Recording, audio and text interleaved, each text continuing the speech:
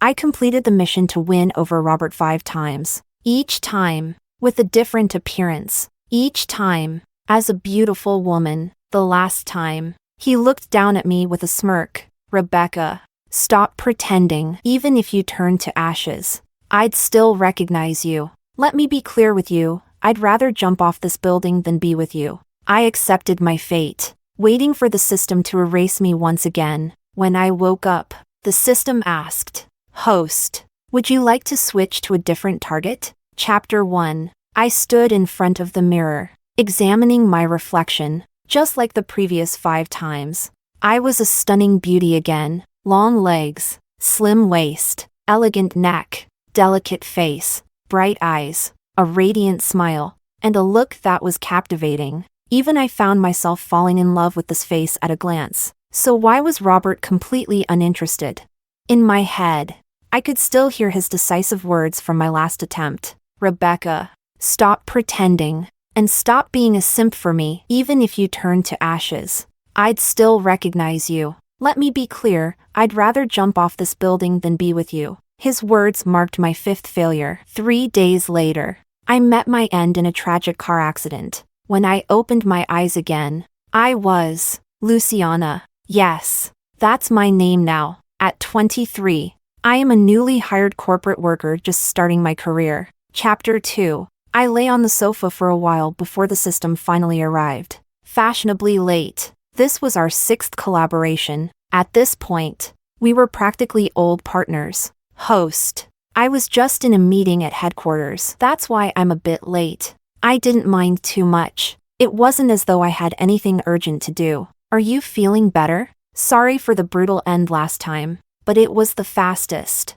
most direct method. This time, let's come up with a solid strategy. I refuse to believe we can't win over that Robert. The system chattered endlessly in my head. This was the 5th time I'd heard this promise, so I wasn't expecting much. Wait, what's going on? Why is there an extra option for targets? Calvin? Isn't he Robert's friend? Hearing the system's surprise, I looked at the virtual screen in front of me and noticed things were indeed different this time. As the system mentioned, there was an additional name under my target list. Calvin. What was going on? Did this mean I could choose between the two? Chapter 3. After a long silence, the system's voice returned, sounding somewhat excited. Hey, guess what? Starting this month, the transmigration system has been reformed, and now you can choose from 2 options for the target. Sorry, I dozed off during the meeting earlier. I just asked a colleague to clarify. So, what do you think? Do you want to try a new target this time? Calvin. He's pretty handsome too, but handsome men are tough to deal with. I'm honestly a bit traumatized. It wasn't just the system with trauma, I was traumatized too. After being killed 5 times and enduring deaths from cancer, gunshot, car accidents, and other ways both ordinary and unusual, I was starting to feel a bit frightened. Once, I might have still hoped Robert would fall for me, but now, all I wanted was to stay alive. Chapter 4. I wasn't exactly close to Calvin Ma, but we'd crossed paths a few times. After all, I'd been pursuing Robert since I was 16, and Calvin had been one of Robert's closest friends for years. I wasn't quite sure what type of woman Calvin preferred, so I spent the entire weekend reviewing my interactions with him across past lives, examining every event and scenario we'd shared. After going through the timeline, I realized I had crossed paths with Calvin to some extent in every life. In the first life, we went to the same school. I was a freshman, while he and Robert were sophomores in the same class. Back then, I had only recently been bound to the system, with Robert as my target. Almost every day, I showed up at the door of their classroom. Sometimes I'd bring him water, other times fruit, and sometimes the latest manga. But young Master Zhao was both arrogant and distant by nature. After a whole semester of this, he barely acknowledged me. His best friend, Calvin, couldn't hold back any longer and patted him on the shoulder with a laugh. Robert, seriously? The little freshman is both beautiful and adorable. If you're not interested, I might just step in. He turned to me with a playful smile. Hey, maybe you should give up on him and try me instead. I'm easy to win over.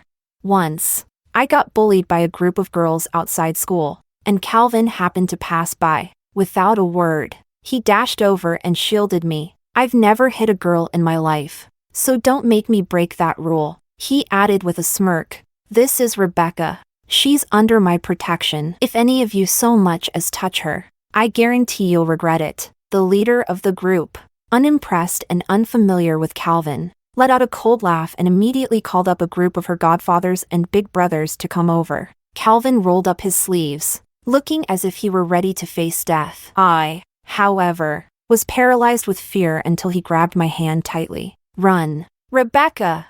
That afternoon, Calvin and I darted through the narrow alleys of East City, practically running for our lives. Fortunately, we managed to escape unharmed. Before the end of his sophomore year, I took a gamble and confessed to Robert, hoping to win him over before he left for college. He rejected me outright. The system deemed it a failure, and by the first week of summer, I was diagnosed with cancer. The illness progressed rapidly, and I didn't make it to the start of my senior year. The second life began shortly after. This time, I was in the same grade as them. Robert and Calvin both excelled academically, attending one of the top 3 universities in the country. I launched my usual fierce pursuit of Robert. Even with a new body and a different face, he remained indifferent toward me. Thanks to his wealth, good looks, and academic success, many girls were after Robert in college. Unsurprisingly, I was the most dedicated among them. The entire first year passed, with Robert maintaining his distant attitude. I started to lose hope, even wondering if Robert was gay. I wanted to ask Calvin about it, but oddly enough, they seemed to have stopped being friends. Strange, weren't they close in high school? Did guys also have plastic friendships? During the summer break of my freshman year, I returned to City A. Yes, my new identity's hometown was also City A. One day, I was browsing in a bookstore and happened to run into someone familiar. Before I knew it, I'd called out to him impulsively, "Calvin." He looked up, slightly confused as he stared back at me. Only then did I remember he wouldn't recognize me in this life. Despite attending the same university, I had never actually spoken to Calvin under this identity. I quickly explained, "We go to the same university, I'm Laura, from the broadcasting department." He gave me a curt nod. As I bent down to pick up a book a child had knocked out of my hands, he reached down at the same time, picking it up before I could. I looked up to see Calvin holding the book, his gaze lingering on the cover for a moment. "Thanks," I told him. It took him a while before he handed it back, his mind seemingly elsewhere. He seemed off, as if something sorrowful had wrapped itself around him, though I had no idea if something might have happened with his family. That brief encounter was the only time I met Calvin in that life. Shortly after, I failed my confession to Robert again, leading to my second system-determined death. This time, it was a brutal shooting at a shopping mall. In my third, fourth, and almost every subsequent life, I had crossed paths with Calvin, each time with slightly more interaction than the last. It was likely due to Robert and Calvin's renewed friendship. By the time I reached my fifth life, both of them had graduated from college and returned to City A to work in their family businesses. One evening, a group of trust fund kids planned a camping trip to Funchi Mountain. I tagged along, and, standing on a cliff, I confessed my feelings to Robert. As I waited nervously for his answer, his cold, sharp voice cut through the air. "Rebecca, stop pretending. Even if you turn to ashes, I'd still recognize you. Let me be clear, I'd rather jump off this cliff than be with you." In that instant, I felt as though I'd been struck by lightning. Rebecca was the name I'd used in my first life. So, Robert had known all along that I was a target tracker. In his eyes, I must have been nothing more than a clown, a ridiculous figure who kept failing, dying, failing, and dying again. Or maybe, to him, I was even worse. Maybe I was a monster that kept coming back to life. After he exposed my identity, I walked back down the mountain in a daze. There was no doubt in my mind this round was a failure too. I knew I'd soon be erased once more, though I couldn't guess how I'd die this time. Anticipating the inevitable, I began to tremble. an overwhelming sense of panic and despair overtaking me. If Robert knew I was a target tracker, there was no way I'd succeed, even if I returned for a sixth life, unless he somehow lost his memory. Panicked, I called out to the system, but there was no response. At that moment, a sports car pulled up beside me and stopped. As the window rolled down, I recognized the driver, Calvin. I'd encountered him more frequently in my fifth life, but we were only acquaintances at best. That was probably why he stopped. "Leaving already?" he asked. I steadied myself, nodded, and replied, "Yeah, it'll take at least 4 hours to walk down from here." "Get in," he said. I hesitated. Firstly, I'd known Calvin for 5 lifetimes, yet we'd never been particularly close. Secondly, I knew I was going to die soon. If the system had planned some outlandish death, like being struck by a meteor while I was in his car, I'd be dragging him down with me. As absurd as that sounded, after my mall shooting incident, nothing seemed too unlikely. Politely, I declined his offer. Calvin frowned, his expression turning serious. "I should warn you, this area has a high incidence of assaults on lone women." His words made me get in the car without hesitation. It wasn't that I didn't appreciate the gesture. I just wasn't keen on adding assaulted and murdered to my list of deaths. Chapter 5. After getting in the car, I stayed silent. Anyone in my situation would have been in low spirits. Calvin was silent too. Maybe he wasn't in a great mood either. Before long, my phone rang. It was Robert calling.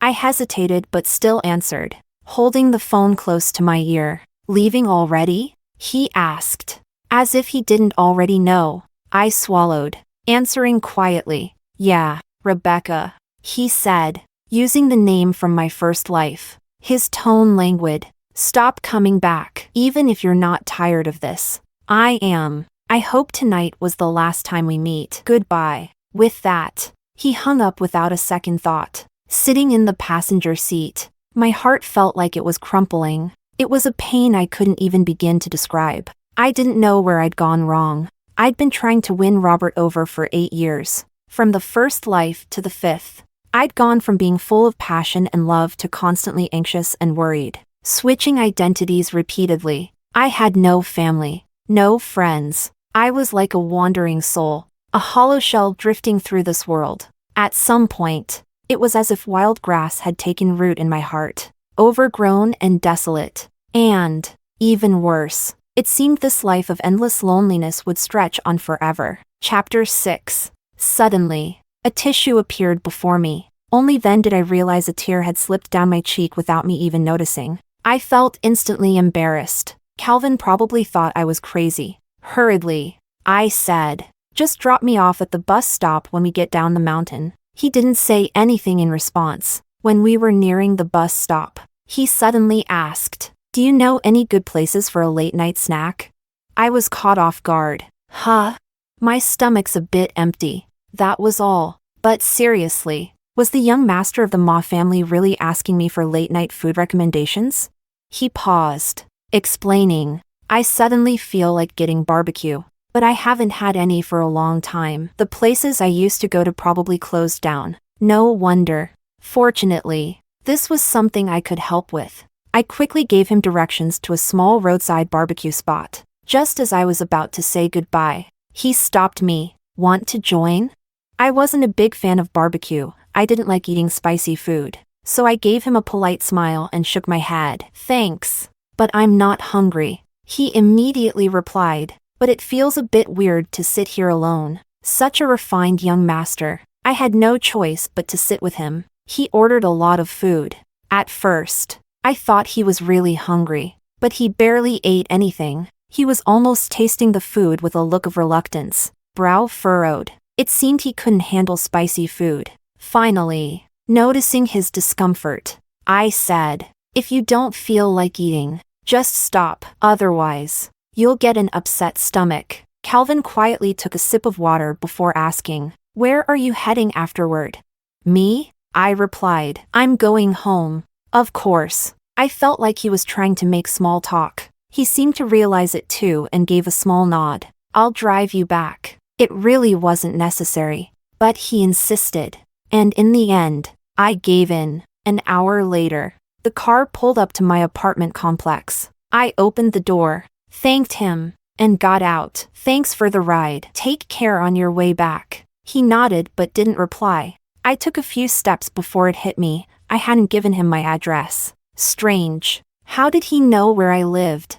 I turned back to look. Calvin's car was still there, and he was sitting in the driver's seat, watching me. The scene reminded me of our encounter in the bookstore during my second life. His expression was just like now, as if he were shrouded in some kind of sadness. Something about it made me inexplicably sad too. I hesitated for a few seconds, waved to him, and turned away. That was the last time I saw Calvin in my fifth life. 3 days later, I died in a car accident, crushed by a heavy truck in the middle of a busy street. Chapter 7. I decided to switch my target to Calvin. The system asked if I was sure. It's a last resort. If you can't erase Robert's memory, this is all I can do. I really don't want to die some random death again. The system sighed.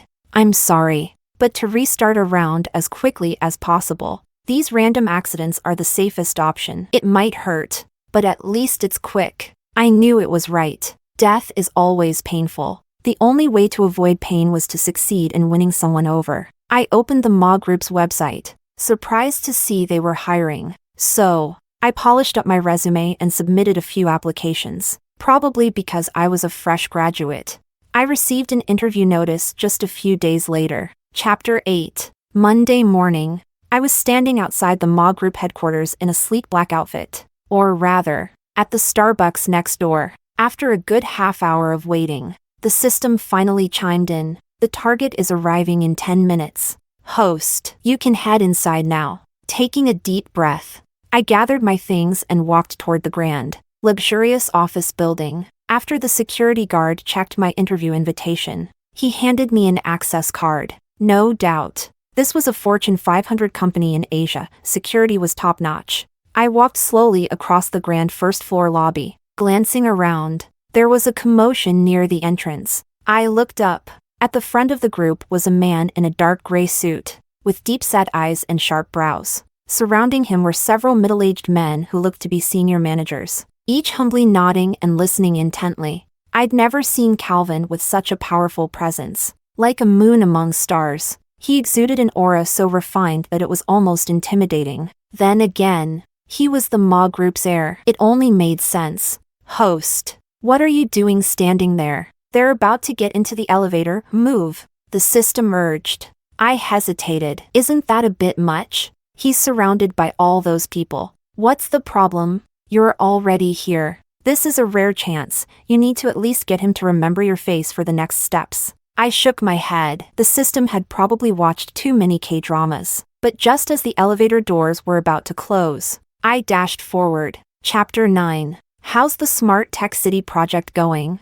Calvin's cool voice drifted through the elevator, while the executives answered. I sneaked a glance at him from the side. It had only been 2 months since we last saw each other, but he seemed a bit thinner. Maybe work was getting to him. And wow, he was tall. Maybe 6 feet 1 inch or 6 feet 2 inches. Sharp brows, a high nose bridge, and clean, striking features. He really hadn't changed much from his teenage years. Suddenly, my mind flashed back to that day in high school when he held my hand as we ran through East City's alleys, his voice ringing in my ears. I don't hit women, so don't make me break my rule. This is Rebecca, and she's under my protection. Anyone who dares to touch a hair on her head will be in deep trouble. Time had flown by. 8 years gone in a blink. Just as I was lost in thought, I met Calvin's gaze. Chapter 10. In that instant, I felt a surge of nervousness. Before I could react, his gaze drifted away, unbothered. Right, how could he possibly recognize me now? I shook my head, slightly disoriented, but then noticed that the group of managers was all staring at me. I realized it was probably because I'd been staring too openly at Calvin, sparking their curiosity. And you are, from which department? One of the older executives asked with a stern look. I had no choice but to reply honestly. I'm here for an interview. Interviews are on the 3rd floor. This is the 26th, you've gone way past it. The elevator dinged, and the doors opened. Golden letters on the wall read, Executive Office. Embarrassed. I quickly apologized and got out. Calvin exited first, with the others following closely behind. Chapter 11. Though I'd managed to catch a glimpse of him, it wasn't exactly a meaningful encounter. The system muttered in my mind. I'm starting to think this Calvin might be even harder to win over than Robert. Just focus on the interview and land the job. Once you're in the MA group, your chances of success will go up by 50%. It added.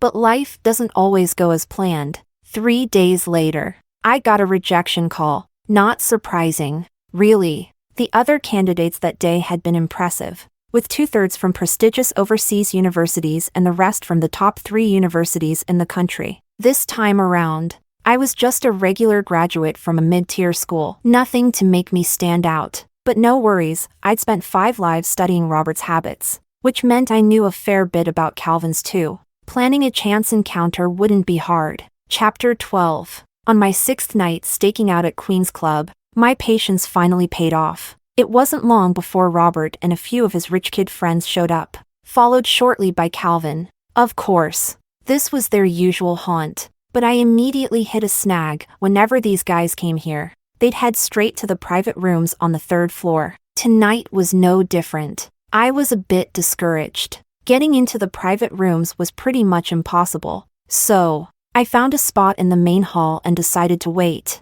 I ordered a cocktail and sat at the bar, watching idly. Then I saw Robert come downstairs alone and settle at a window seat in the main hall. The music was loud, the lights flashing, and people were dancing wildly all around. Strange. Robert wasn't one for crowds. What was he doing down here tonight?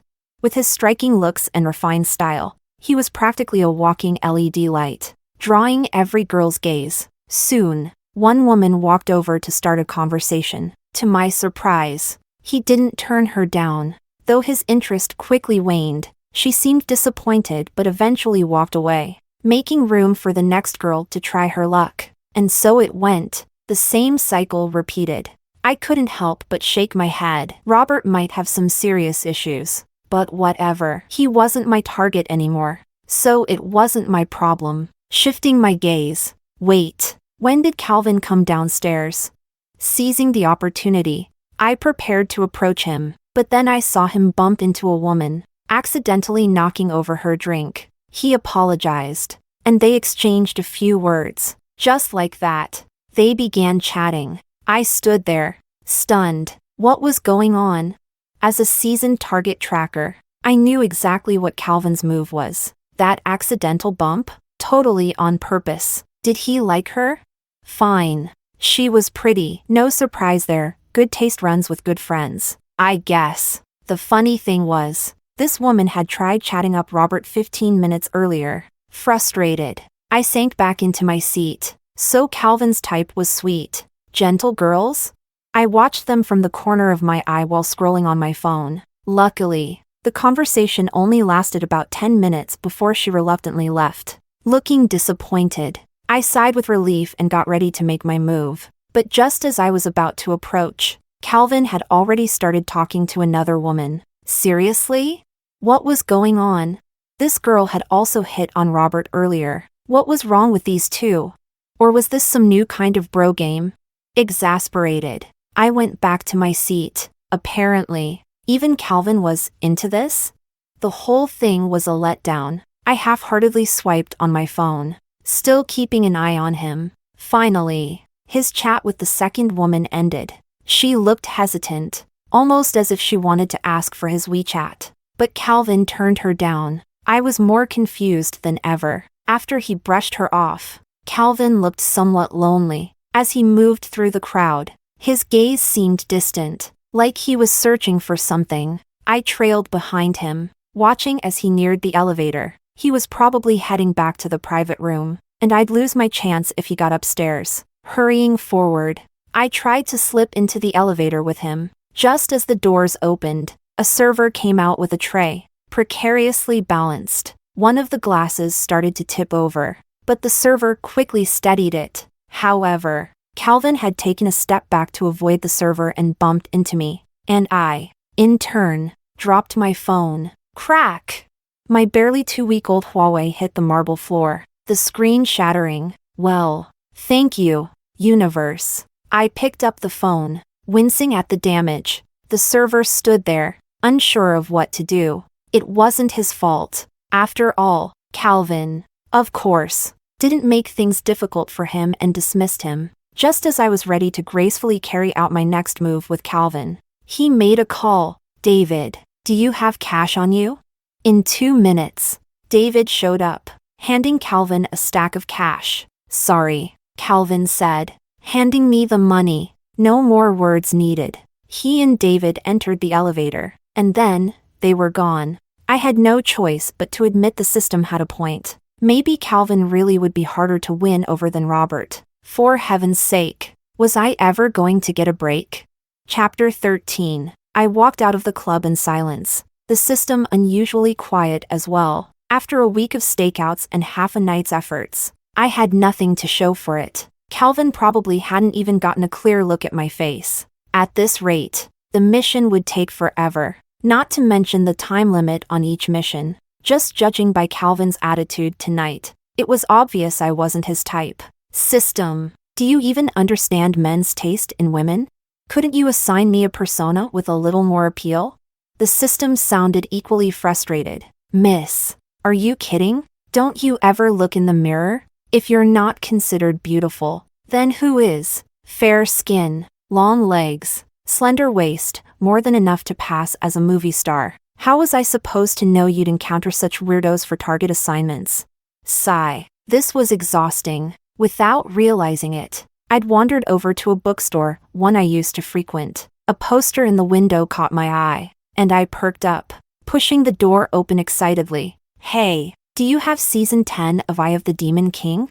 The chubby shopkeeper gave me a once-over and nodded. Yeah, it came in yesterday. Perfect timing. I hurried to the last row of shelves and quickly found a pristine stack of beautifully bound volumes. Finally, something to do tonight. While checking out, I noticed the interior looked different. It seemed like the place had been remodeled, and they were even selling coffee now. When did they add that? How convenient. Excuse me, could I get an iced coconut latte and sit here to read my comic? I asked. The owner looked me over again before nodding. Sure, but you'll need to pay for the comic first. Of course. The brisk autumn wind made this the perfect weather for a cozy coffee and comic session. As I settled in, I thought back on the long journey of following Eye of the Demon King since my junior high days. A solid 10 years, with one volume coming out each year. Who knows when it'll end? It's the ultimate someday series. As a devoted fan, I looked forward to the finale, but a part of me dreaded seeing it end. Such a conflicting feeling. Chapter 14. I don't know how long I stayed there, but by the time I'd finished my second cup of coffee, it was late. It was time to go. Closing the comic, I lifted my head only to freeze in place. Calvin, what was he doing here? Wasn't he supposed to be at Queen's Club? Outside, there he was, in a light blue shirt and dark pants, looking at me quietly through the window. His gaze seemed distant, almost nostalgic. I suddenly thought of 3 months ago, after my 5th failed attempt with Robert, when Calvin had given me a ride home. He'd looked at me the same way then, with that same deep, faraway expression. Noticing my gaze, Calvin locked his car and walked into the store. Suddenly, I felt nervous. Chapter 15. What do I do? System, are you there?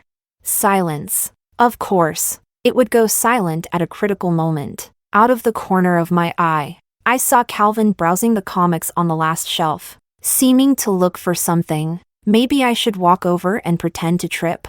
Too obvious. Or I could spill my coffee on him. A bit underhanded. I stood by the window, pretending to flip through my comic as my mind raced for a plan. But Calvin had already walked over, stopping about 2 feet away, flipping through his own comic. It was Eye of the Demon King. Funny. I'd first introduced Robert to this series in high school. Before long, it had spread to their whole class. My heart pounded with nerves. How strange. I'd never felt this nervous when trying to win over Robert. What was making me so anxious now? I glanced at my coffee cup, an idea forming. Before I could think twice, I subtly nudged the cup with my elbow. Crash! I looked down, startled, to find the cup shattered on the floor. I raised my head and met Calvin's dark, obsidian eyes. He looked genuinely remorseful. I'm sorry. I didn't mean to, he said with a hint of regret. Reflexively, I shook my head and knelt to pick up the broken pieces. Oh, it's okay. Calvin knelt down as well, closing the distance between us. Suddenly, he was so close. I could see his slightly flushed lips, the prominent bridge of his nose, and those woodsy, subtle colognes that novels always describe male leads wearing. It was faint, like the scent of cedar trees on a cloudy day, or fir trees in winter. Not intense, not distant, but rather nice. For some reason, a fluttery feeling rose in my chest, though I had no idea why. After gathering up the pieces, I asked the shop owner how much I owed for the cup. Breaking things, after all, comes with a cost. The bookstore owner seemed to glance at Calvin behind me before responding. 780. Excuse me? I was sure I'd heard wrong. With a regretful look, the owner explained, Sorry, miss, but this cup was custom-made by a famous designer abroad. That's just the price. A famous designer. Huh? I suddenly felt the urge to call the police. Sensing my thoughts, the owner sighed. Miss, if you're skeptical, feel free to look up this brand of coffee cups online. I have the order number and proof of purchase. 3 minutes later, I was defeated. Turns out the brand was indeed that expensive. With a reluctant sigh, I got ready to pay. This was my fault. I should be the one to pay, Calvin said, his voice soft. But I don't have cash or my phone with me. Would you mind covering it for now? I'll transfer it to you later. His tone was much friendlier than it had been at Queen's Club, and he was looking right at me, his eyes as deep as the sea, almost like they were veiled in mist. I didn't actually mind paying the $780. He just handed me a whole wad of cash earlier. I had plenty to cover a new phone, but since I was supposed to be winning Calvin over, I jumped at the chance his suggestion offered. Sure, I agreed readily. After I paid, Calvin naturally continued, By the way, what's your number? I recited the digits. To make sure, he borrowed the shop owner's phone to call me. Once my phone rang, he seemed satisfied, confirming he had the right number. He paused, as though something else had crossed his mind. And, what's your last name? I blinked, only realizing after a moment's delay that he was waiting for my response. It's Song, Luciana. Miss Song, it's quite late. If you don't mind, may I have your address? I'd be glad to take you home as a token of my gratitude. For a second, I wondered if he was trying to win me over or if it was the other way around. He was so sincere, his tone almost hopeful, and his eyes sparkled with a quiet warmth, like flecks of sunlight. Normally, I'd be wary. After all, it was nearly midnight, who knew what could happen? But this was Calvin, the same Calvin who'd once said he'd protect me back in high school. No one knew him better than I did. Chapter 16. After 3 months, I found myself once again sitting in Calvin's silver gray Bentley. Unlike last time, when I'd felt utterly defeated and crushed, I was in a light-hearted mood, with a bit of hidden excitement. It had taken me 6 lives of target missions, but I finally saw a glimmer of hope. Calvin had some music on, a song I used to love, Ailey's. The classic track. The volume was low, but the familiar tune lifted my spirits, and I nearly started tapping along. Turning my head, I noticed Calvin was watching me, his expression warm and serene. I quickly straightened up. I haven't told you my name yet, he said, as if trying to break the silence between us. I nodded casually. I know, Calvin. The tires screeched to a stop, and the car jerked slightly before pulling over by the roadside. He looked at me, stunned. You know? I realized I hadn't explained myself. I went for an interview at Ma Group last week. I saw you in the elevator, I replied. He seemed to hesitate, a bit thrown off. Ma Group? Yes, on the 26th floor, I said, hoping to jog his memory. After a moment, he seemed to recall it, his face lighting up with realization. And we also ran into each other tonight at Queen's Club, where you accidentally broke my phone, I added. His expression froze again. So, before our encounter at the bookstore, all my previous efforts had been in vain. He hadn't remembered a thing. Calvin rubbed his forehead, looking a bit embarrassed. I'm sorry. Tonight was hectic. If you have some time now, I could go buy you a new phone. He offered. I sighed. Classic Ma family, always with money to spare. You already compensated me, remember? I said, holding up the stack of bills he'd handed me. Calvin looked at the cash, his eyes filling with regret, and he seemed even more embarrassed. The atmosphere was a bit strange. Soon, we arrived at my apartment building. He seemed reluctant to leave, clearly wanting to say more, but I knew tonight's encounter should end here. I waved him off with a polite smile. Thank you for the ride. Have a safe drive home. Chapter 17. On Saturday, I received a call from Ma Group with an offer. They told me I could start as early as Monday if I was available. Yes.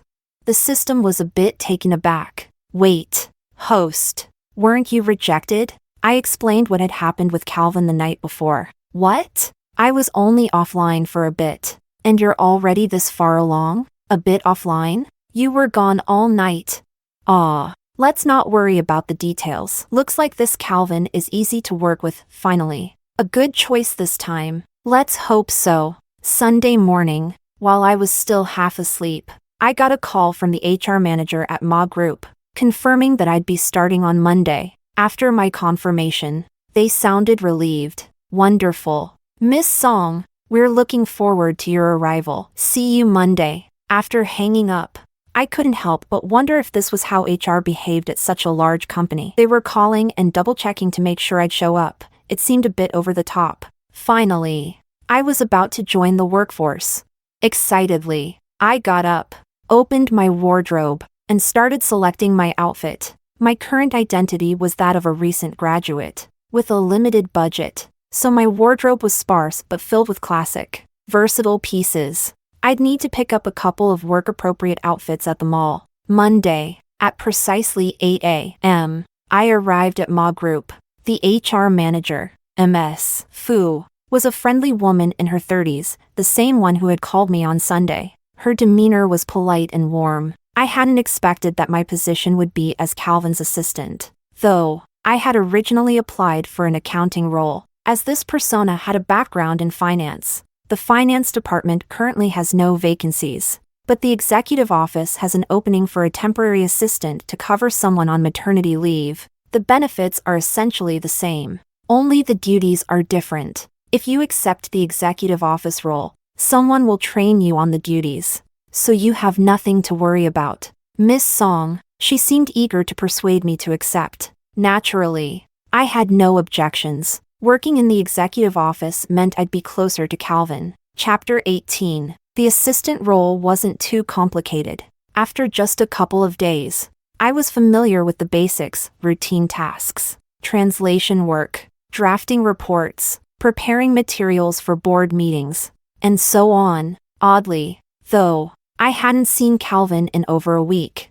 I overheard a conversation in the cafeteria one afternoon and learned he was abroad. Apparently, there were issues at their European branch, so I settled in to wait. One afternoon, as I was absorbed in the Ma Group's corporate culture manual at my desk, the bustling executive office suddenly quieted. Sensing something, I looked up, and there was Calvin. He was dressed in a smoky blue jacket and black pants, standing tall with a coat draped over his arm. Looking slightly weathered from travel, though a bit weary, he still looked exceptionally handsome. Most importantly, he was looking right at me. My heart seemed to skip a beat, but I kept my composure and greeted him calmly. Good afternoon, Mr. Ma. Then, I watched as he walked right up to me. Are you settling in okay? He asked, his voice clear and pleasant, and with a slight smile that felt like the sun breaking through snow. He waited for my response. Chapter 19. After work, as I stepped out of the elevator, my colleague Elise, who'd been training me, looked at me curiously. Luciana, do you know the general manager from before? I didn't want to invite gossip, so I shook my head. No, I don't. Really? Yeah, why? She gave me a conspiratorial smile. I know it sounds cliché, But honestly, the general manager seemed completely different today. I've been here 3 years, and I've never seen him smile like that. And his mood was fantastic. He didn't yell at anyone. The Calvin she described felt unfamiliar. He yelled at people? Is it really that unusual? Elise nodded emphatically. I swear, when he comes back from the European branch, you should see the faces of the senior managers. They look like they're in mourning. But today, they were practically floating. He must have been in a great mood. The strangest thing, though, is that he came straight to the office from the airport without even going home. He was on a 12-hour flight with no time to adjust. Just right back to work. Isn't that odd? And honestly, I thought of you because there hasn't been anything else happening here except for your hiring. Elise trailed off suddenly, her gaze locked on a familiar silver-gray Bentley pulling up. I didn't say anything more. The car had already stopped in front of us. The door opened, and Calvin stepped out, walking directly toward me. Why didn't you accept my WeChat request? He was talking to me. My WeChat request. I sent it, but you didn't accept. He repeated. Quickly, I took out my phone and saw he was right. Oh, sorry. I got busy this afternoon and didn't check. Calvin smiled slightly. Got it. Hop in, I'd like to take you somewhere. I turned to Elise. Well, I'll see you later. Elise. She gave me a stiff nod. Bye-bye. Chapter 20. Calvin took me to the phone store. That's when I realized he intended to buy me a new phone. You really don't need to. You already paid me. I protested. It's fine. Consider it part of Ma Group's new hire benefits. He insisted. New hire benefits. Huh? Well, this company sure was generous. Afterward, he asked, what do you want for dinner? Was he asking me to dinner?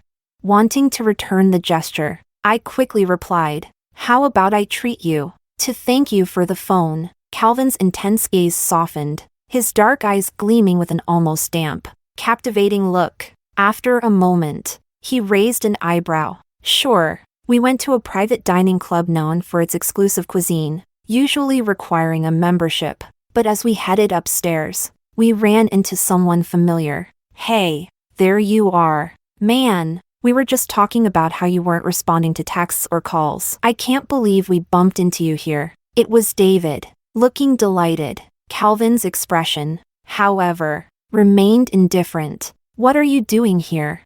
Dinner. Of course. Robert arranged it, didn't you hear? Laura's back. He's been on cloud 9 lately. The name Laura struck me like a bell. After all, I'd pursued Robert through 5 lives. The name Laura was well known to me. She was Robert's childhood friend, his unforgettable first love, the girl he could never forget. The year before my first mission, she'd left for France. After 9 long years, the first love had finally returned. Calvin didn't seem interested. He paused for a moment, then said, maybe another time. We're heading out. David looked puzzled. You're not staying for dinner? And who's this? Cal, are you seeing someone? But before Calvin could respond, the rest of the group caught up to us. I saw Robert immediately. He was handsome, blessed with a face that looked like it had won the genetic lottery. His beauty was on par with Calvin's, though with a sharper edge, and next to him was a girl I'd never seen before. It must have been Laura. She was beautiful, with a delicate oval face, refined features, fair skin, and a cascade of slightly wavy hair. She looked like a porcelain doll. It was no wonder she'd occupied Robert's thoughts for 9 whole years as his unforgettable first love. Calvin. Someone greeted him, and Laura looked over with a brief flicker of surprise, her eyes lighting up. Calvin, it's really you. It seemed they all knew each other. In this situation, leaving wasn't an option for Calvin. Chapter 21. Calvin, I was wondering why you've been so quiet lately. Turns out you've been keeping busy, so.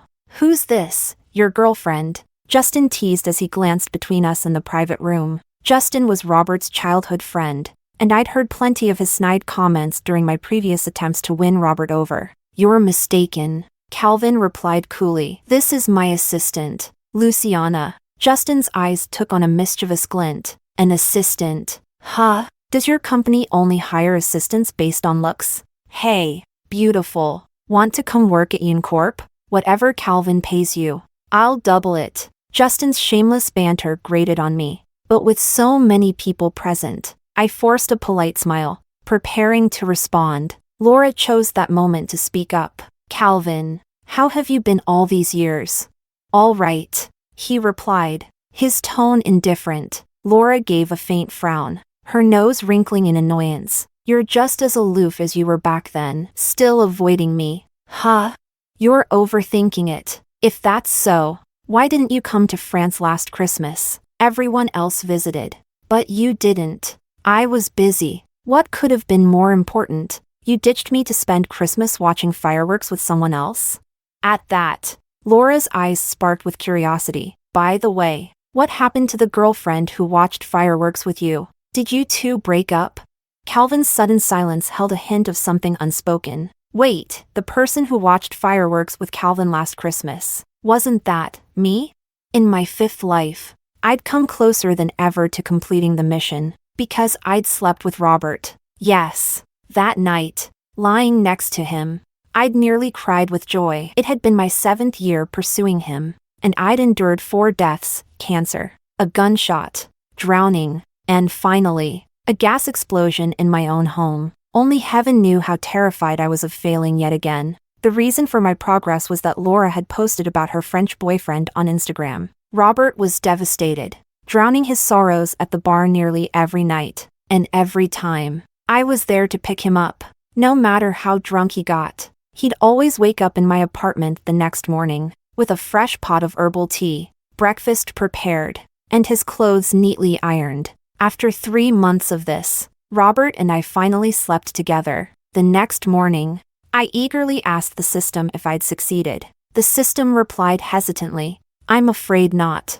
Host, based on my data, last night, the target merely saw you as a stand-in for his first love, not someone he truly cares about. I went silent. It was true. Even at the peak of our intimacy, Robert had whispered Laura over and over. I'd heard it, clear as day, but I'd stubbornly ignored it.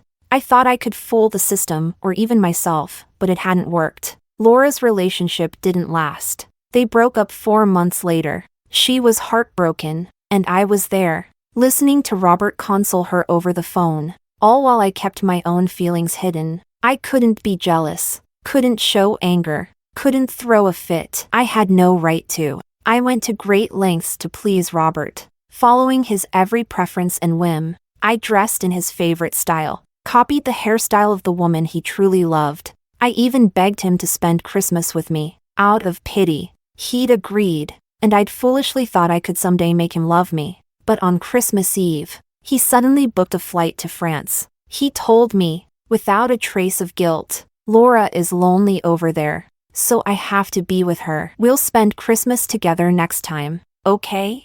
With that, he'd left, without looking back. Apparently, he hadn't gone alone. He'd gone with 5 of their friends to visit Laura in France. Deep down, I'd sensed then that my 5th mission was doomed to fail. On Christmas Day, I'd gone alone to Fengchi Mountain to watch the fireworks. I'd even posted about it on social media. Not long after I arrived, Calvin showed up alone in his car. In my 5th life, we weren't particularly close, but we knew each other. So, we'd sat together, quietly watching the fireworks.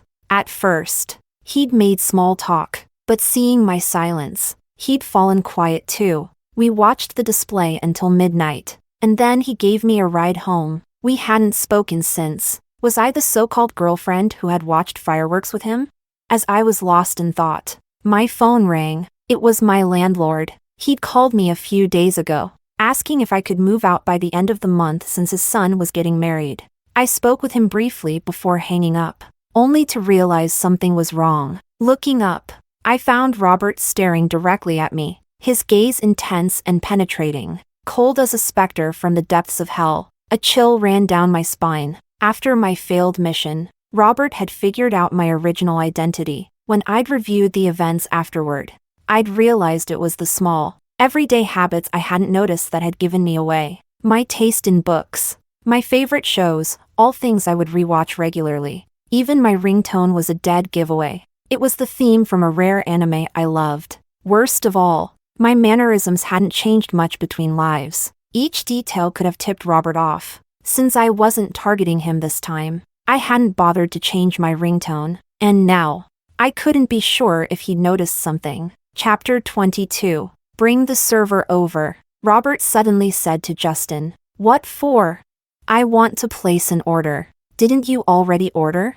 Robert's annoyed glare silenced Justin immediately. Yes, I'll get them right away. Moments later, the server returned. Add an order of abalone for everyone here, Robert instructed. So, he suspected me after all. From my second life onward, I'd realized I was allergic to abalone. Even with a new body, the allergy remained each time. He had to be doing this on purpose. Clutching my phone, I pondered how to respond. When I heard Calvin speak up, subtract 2 portions. We're leaving. The food hasn't even arrived. What's the rush? Robert's tone was icy, his gaze growing sharper. I have somewhere to be. Oh, where?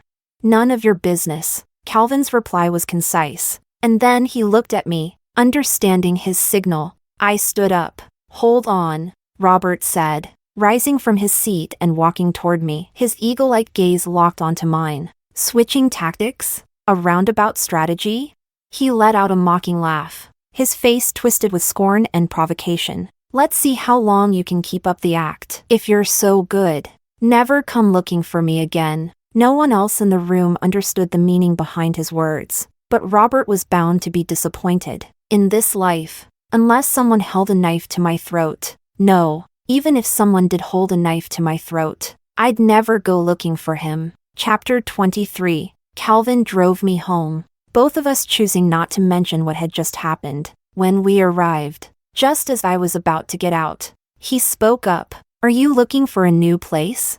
Momentarily confused, I remembered that he must have overheard my landlord's call. Yes, my landlord said his son is getting married next month, so he wants the place back. Calvin looked at me, his tone careful but hopeful. If you don't mind, I have a friend with a vacant place in City Gardens. You could stay there. City Gardens. I remembered it was a luxury villa district. Those homes are probably out of my budget. He interrupted me eagerly. No rent. Just utilities, actually. Utilities are negotiable. He just wants someone to keep an eye on the place. I looked at Calvin, sensing his intent, and nodded. I'll consider it. He breathed a sigh of relief. Good. I'll wait for your answer. I watched his car pull away, only for the system to burst excitedly into my mind. Oh my gosh. Host. I knew it! A beautiful woman always shines. This Calvin has such good taste. Unlike that blind Robert. If this keeps up, Calvin will definitely fall for you. Please, host, don't die tragically this time. I just can't bring myself to do it anymore. I couldn't help but disagree. Can't bring yourself to do it? You've been anything but gentle every time I've died. What? You don't know how much it hurts me each time. It's Robert's fault. With his stone-cold, unfeeling self. Finally, we're free of that miserable man. Calvin, on the other hand, is perfect, handsome, considerate, practically offering himself up. It's almost like he has a system of his own, telling him to pursue you. I paused thoughtfully. That's not impossible. The system quickly shot down the idea. Oh, come on, host. You really think target trackers are that common? If there were another in the area, I'd know. Just so you know, it's a 1 in a million chance to be chosen as a target tracker. There are fewer than 20 of you in this country. Only now did I realize that I'd been selected by the system through a 1 in a million probability. Was that luck or misfortune? Don't you find Calvin a bit strange? Everything is going way too smoothly. What's strange? I'd rather believe he fell for you at first sight. I sighed. If it was love at first sight, then why didn't he recognize me in the elevator or at the club? The system went quiet for a moment. Good point. So, what do we do now? I don't know. Let's take it one step at a time. Chapter 24. I politely declined Calvin's offer for the house and quickly found a place on my own. Moving in over the weekend. Work. Occasional shopping with colleagues, this was the kind of routine I actually enjoyed. Since the last incident, Elise had been curious about my relationship with Calvin, constantly hinting and probing if the general manager was pursuing me. How could that be? I replied. He just broke my phone by accident, so he offered to replace it. That's all? What else would it be? At lunch, a few of us were deciding where to eat when we ran into Wang, Calvin's executive assistant, who had just come out of a meeting. Elise waved enthusiastically. Assistant Wang, heading out for lunch? Why don't you join us? Just as the elevator doors closed, my phone pinged with a message from Calvin. Where are you? I quickly replied. Just going to lunch with some colleagues. Why? A pause. Then, all right, no reason. I turned off my phone, realizing, was he planning to ask me to lunch? Chapter 25. Only Wang and I were left by the time we returned to the office. Our colleagues had dispersed. Miss Song, here's your favorite coconut latte. Wang handed me a cup from Starbucks. Thanks. How much was it? I'll transfer it to you. No need. It's just a coffee. He smiled, then asked, how are you finding the work in the executive office? Adjusting well? Yes. It's been good. If you ever need help or have questions, don't hesitate to reach out. Thank you, Assistant Wang. No problem. He hesitated for a moment, then, looking a bit shy, continued. Actually, a friend gave me 2 tickets to a piano concert this Friday evening. I was wondering if you'd like to go with me? Assistant Wang was well put together, educated, and highly capable, a favorite of the chairman. If I wasn't focused on my mission, I'd think he'd be the kind of boyfriend any ordinary girl would dream of. But that dream just wasn't for me. Just as I was about to come up with an excuse to decline, the system's voice suddenly echoed in my mind. Reminder. Host. The target is approaching. Changing my mind on the spot, I said. Friday? Sure. I don't have any other plans. Wang's face lit up. Really? I'll pick you up then. Should we exchange WeChat? Of course. We'd barely pulled out our phones to scan when Calvin appeared. Assistant Wang greeted him immediately. Mr. Ma. Calvin nodded, his gaze flickering briefly to me before he asked casually, what's going on here? Oh, nothing much, Wang explained. A friend gave me 2 tickets to a concert, so I invited Miss Song to join me on Friday. Today, Calvin wore a pair of gold-rimmed glasses, his sharp features cool and somewhat distant. Oh, really? Wang stood quietly by, the air around us tense as Calvin's gaze sharpened. Chapter 26. On Friday evening, I waited outside the office for Assistant Wang. 3 minutes later, Calvin's car pulled up instead. Confused, I asked, what's going on? Where's Assistant Wang? Something came up with the European branch, Calvin replied, clearly amused. He just boarded his flight. To Europe? He gave a small smile. Yes. Why? Oh, no reason, just a bit unexpected. Opening the door, he said, hop in. Weren't you going to a concert? The system popped up in my mind with a snicker. Ooh, someone's got a dark side. Assistant Wang only invited you to a concert, and Calvin sent him to Europe for 2 months. Could that really be true?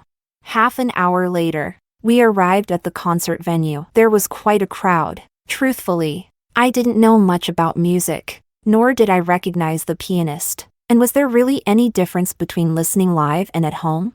Guess I was too much of a Philistine. I opened my phone, feeling a twinge of guilt about Assistant Wang. Maybe I should send him an apology. Then I caught Calvin's gaze, his expression icy. Gathering my thoughts, I asked, so, when is Assistant Wang coming back?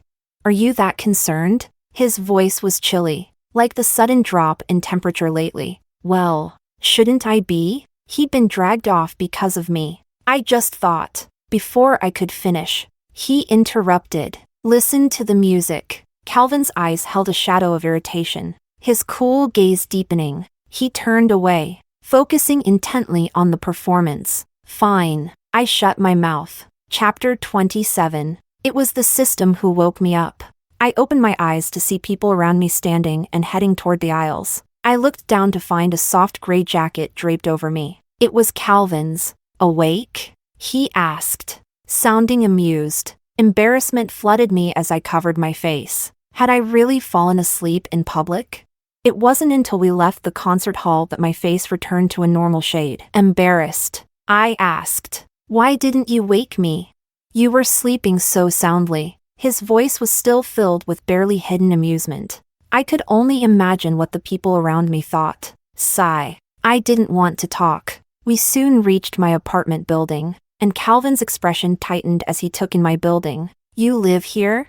He probably thought it was run down. 30 years old and showing it. The place wasn't exactly modern. Feeling tired, I simply nodded. Yes. As I stepped out, I gave him a quick goodbye, noting the hesitation in his expression, but he held back, just telling me, "Get some rest." I walked into the dim hallway, and the system's voice suddenly chimed in. "Host, check this out." "What is it?" "Just look." A screen popped up in my mind. It showed the concert hall from earlier that evening. In the video, I was asleep. Calvin took off his jacket and gently draped it over me. When the collar brushed my forehead, I wrinkled my nose, probably tickled by it. He looked almost nervous, as if he were scared I'd wake up. Once he was sure I was still asleep, he exhaled in relief. Then he leaned back in his seat, resting his chin on his hand, watching me. That look, how could I describe it? Full of tenderness. "Did you know? You were asleep for an hour, and he watched you like that the whole time." The system commented. I thought about it. "Are you implying that he's some kind of stalker?" The system sounded exasperated. "Do stalkers look at people with that much gentleness? Just pay attention to his gaze, there's no mistaking it. That's the look of someone utterly captivated, brimming with affection." "Me, by the way. Are you moonlighting as a romance novelist?" The system practically huffed at me. "Host, I've seen far more people than you've had rice bowls. I can tell you, Calvin's feelings for you are far from ordinary. In fact, you might not even need to go out of your way to win him over. He's already drawn to you." What a strange metaphor. But maybe the system was onto something. Calvin had, indeed, been approaching me at every turn. Why was he doing that? Could it be, as the system suggested? I fell into deep thought. Chapter 28. 2 weeks after moving, a typhoon hit the city. Living in an older complex meant everything was more fragile. That evening, I watched in horror as an aluminum window frame from the building across the street was torn off and flung down by the wind, shuddering at the thought of similar incidents in the news where people had been swept off rooftops during such storms. Maybe I should have rented a safer place. While anxiously pacing and watching the storm rage outside, my phone rang. It was Calvin. He didn't waste any words. Simply said, "Come downstairs, now." I could hardly believe it. Calvin had driven out in the middle of a typhoon to pick me up. The winds were howling. Debris was flying everywhere. Was he out of his mind? I hurried down, dazed. You came out in the storm?" "Didn't want you getting blown away," he replied, shielding me from the wind as he guided me into the passenger seat. "Where are we going?" I asked, still somewhat disoriented. "My place." 40 minutes later, we arrived at the Ma family's ancestral home, a grand estate right in the heart of the city. "Calvin, where on earth did you go in this weather?" A graceful woman in her 40s descended the staircase, scolding him in a worried tone. "Didn't you think your grandmother might worry?" I froze, unsure how to introduce myself. Bowing slightly, I said softly, "Good evening, Madam Ma." She looked at me, clearly surprised. "And you are?" "Mom, this is Luciana, from the executive office," Calvin explained. "With the typhoon, her place isn't very safe, so I brought her here to stay for a few days." Mrs. Ma paused, then smiled warmly. "You must be Miss Song, right? Have you had dinner? I could ask Lee, our housekeeper, to prepare something for you." "Oh, no, I've already eaten. Thank you, Madam Ma," I said quickly. "Just call me Aunt Ma, dear. There's no need to be so formal. Make yourself at home here." Just then, another older woman in a deep green cheapao with kind eyes entered the room. "Is Calvin back?" she asked. Yes, Grandma. I'm here, Calvin replied, stepping forward. Goodness. Lee just told me you went out, and it gave me quite a fright. Going out in such horrible weather, honestly. I don't know what to do with you, she said, shaking her head. Her gaze then shifted to me. And who's this? This is Luciana. She may stay with us for a few days, Calvin explained gently. Good evening, Grandma Ma, I said. She beamed, looking delighted. Oh, hello, hello. What a lovely young lady. You look like a movie star. What's your name? How old are you? Where is your family from? Mrs. Ma stepped in with a gentle laugh, trying to ease any awkwardness. Mom, don't scare the poor girl. Grandma Ma chuckled and patted her forehead lightly. Sorry, my dear. I'm an old lady and don't know when to stop talking. I hope I haven't frightened you. Oh no, not at all, Grandma. You're too kind, I replied, laughing nervously. Despite this being our first meeting, Grandma Ma treated me with such warmth, chatting with me on the sofa and asking me a few questions. When she heard that Calvin had braved the typhoon just to pick me up, she gave him a pointed look. Calvin, that's very irresponsible. With so many rooms in this house, why let Luciana live alone outside? It's too dangerous for a young woman to rent on her own. Luciana, there's no need to move back and forth, just stay here with us. She seemed to have mistaken my relationship with Calvin. I was about to explain. Grandma, actually, I'm not. But she cut me off, smiling as she took off a jade bracelet from her wrist. It's your first time visiting the Ma family, so I don't know what you young people like. Here, have this bracelet. Startled, I quickly shook my head. Oh no, Grandma, please. That's too much. But she ignored my protests and insisted on giving it to me. I turned to Calvin, silently pleading for help. His gaze held an unreadable emotion as he said softly, It's fine. If Grandma wants to give it to you, you should accept it. Grandma Ma's smile grew even brighter, and without another word, she slipped the bracelet onto my wrist. I was stunned, looking at the bracelet. Rich, green jade, smooth and lustrous, it was obviously incredibly valuable. Chapter 29. And so, thanks to a typhoon, I ended up staying at the Ma residence. Calvin was an only child, and the household was small, with just his parents, grandmother, and a few staff members like the housekeeper, chauffeur, and maid. I stayed in a guest room on the 3rd floor. The system was thrilled, practically bouncing with excitement. See? I told you Calvin is serious about you. I bet it was love at first sight. Being the target of your mission's affection, ha. I could watch this storyline for 100 years. Host, your patience has paid off. Why not make your move tonight? Seal the deal with a happy ending. I was speechless. We're in his family's house. You want me to seduce him here? What if they kick me out? The system was confident. Calvin wouldn't dream of kicking you out. Did you see how he looks at you? I'm telling you, if you so much as crooked a finger, he'd probably jump off a building for you.